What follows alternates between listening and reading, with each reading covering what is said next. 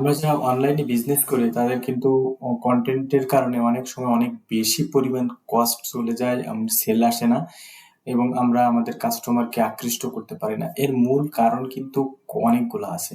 তার ভিতরে আজকে আমি বেশ কিছু কনসেপ্ট নিয়ে কথা বলবো, যেগুলো আপনি ইমপ্রুভ করার ফলে এখান থেকে আপনার কন্টেন্ট দ্বারা আপনার কাস্টমারকে অনেক বেশি আকৃষ্ট করতে পারবেন এবং আপনার বিজনেসের গ্রোথ অনেক বেশি নিয়ে আসতে পারবেন। এখন আমরা হচ্ছে ভিডিও ক্রিয়েশনের বেশ কিছু কনসেপ্ট নিয়ে কথা বলবো। তার ভিতরে প্রথম হচ্ছে রং কনসেপ্ট নিয়ে কিছু কথা বলবো। রং কনসেপ্টের ভিতরে প্রথম হচ্ছে, আমরা অনেকেই মনে করি যে আমরা একটা কন্টেন্ট তৈরি করলে আমাদের সেল অনেক বেশি হবে, বা আমরা এখান থেকে একটা কন্টেন্ট তৈরি করে অনেক বেশি সেল করতে পারবো, কিন্তু এটা কিন্তু আসলেই একটা রং কনসেপ্ট। দ্বিতীয়ত হচ্ছে নো প্ল্যানিং অ্যাড। আমাদের অ্যাডস দেওয়ার জন্য কোনো প্ল্যানিং থাকে না, যে আমরা কাদের জন্য অ্যাড দিব, প্লাস হচ্ছে আমার কতগুলো অ্যাড থাকবে, আমি কি অ্যাড দিব, এই জিনিসগুলা কিন্তু আমাদের প্ল্যানিং এ থাকে না, এটা রাইট ডাউন করা থাকে না, যার কারণে আলটিমেটলি আমাদের কিন্তু ভালো ফলাফল আসে না। তৃতীয়ত হচ্ছে নো রিসার্চ। আমরা যখন কোনো বিজ্ঞাপন তৈরি করি বা কন্টেন্ট তৈরি করি, প্রপারলি রিসার্চ করি না।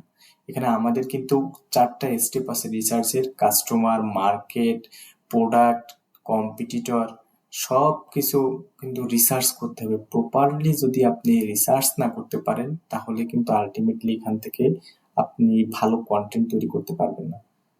তারপরে গিয়ে হচ্ছে নো ইউজ কপিরাইটিং ফর্মুলা।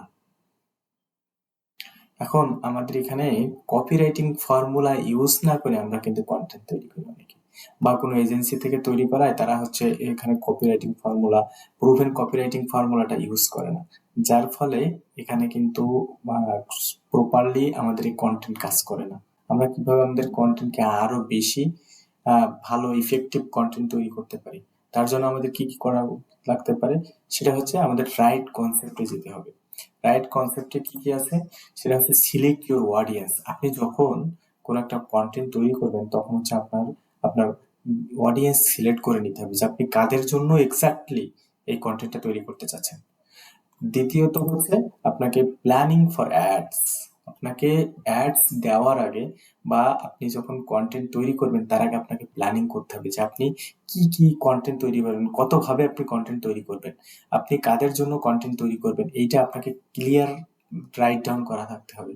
তা না হলে আলটিমেটলি আপনি এখান থেকে ভালো ফলাফল নিয়ে আসতে পারবেন না, আপনার কন্টেন্ট দিয়ে আপনার কাস্টমারকে আকৃষ্ট করতে পারবেন না। তৃতীয়ত হচ্ছে রিসার্চ অ্যান্ড রাইটিং স্ক্রিপ্ট। আপনাকে রিসার্চ করতে হবে। আমি রং কনসেপ্টে রিসার্চের কথা বলছি। এখানে প্রপারলি আপনাকে রিসার্চ করতে হবে, 4টা স্টেপ রিসার্চ করতে হবে।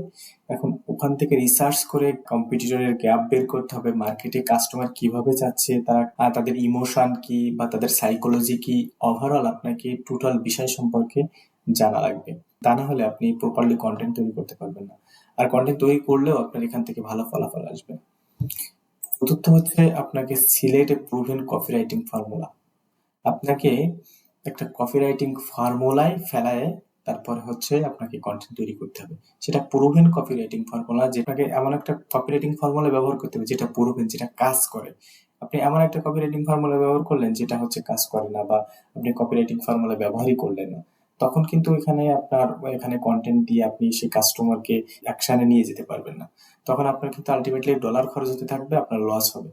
তাই আপনি যদি আপনার কন্টেন্ট দিয়ে আপনার কাস্টমারকে আকৃষ্ট করতে চান, তাহলে অবশ্যই আপনাকে এই রাইট কনসেপ্ট দিয়ে কন্টেন্ট তৈরি করতে হবে। তাহলে কিন্তু আপনি আপনার কাস্টমারকে অনেক বেশি ভ্যালু দিতে পারবেন এবং তাদের মনের মতো করে আপনি কন্টেন্ট তৈরি করতে পারবেন। ভিডিওটি আপনি যদি ফেসবুক থেকে দেখে থাকেন তাহলে অবশ্যই আমাদের পেজটি ফলো দিয়ে রাখবেন, এবং ইউটিউব থেকে দেখে থাকলে অবশ্যই চ্যানেলটি সাবস্ক্রাইব করবেন, এবং ভিডিওটি ভালো লেগে থাকলে অবশ্যই লাইক, কমেন্ট, শেয়ার করতে ভুলবেন না। ধন্যবাদ। আসসালামু আলাইকুম।